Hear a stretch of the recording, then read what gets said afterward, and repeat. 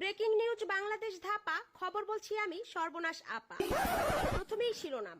গতকাল গুরগুরিয়া থানার ভুরভুরিয়া গ্রামে 40 বছর বয়সের এক স্বামী অফিস থেকে ঘরে ফেরার সাথে সাথে তার আপন স্ত্রী হাতের কাছে থাকা সেফটিপিন দিয়ে গুতা মেরে তার স্বামীর চোখের 12টা বাজিয়ে দিয়েছে। ব্যাপারটা ভুয়া সিআইডি দিয়ে তদন্ত করে জানা যায় যে স্বামী বেটার নজর ভালো না, তাই স্ত্রী আর তার স্বামীর চোখ সহ্য করতে পারল না। এদিকে আরো জানা যায় যে ঝামেলা শহরের চরিত্রহীন গ্রামে 6 দিন খাবার না দিয়ে খাটের নিচে বেঁধে রেখেছে 3 বাচ্চার মা এক সুন্দরী নারী তার বাচ্চাদের আপন বাবাকে। ঘটনাস্থলে ভুয়া পুলিশ পৌঁছালে স্ত্রী পুলিশের হাতে তুলে দেয় জলযন্ত্র প্রমাণ।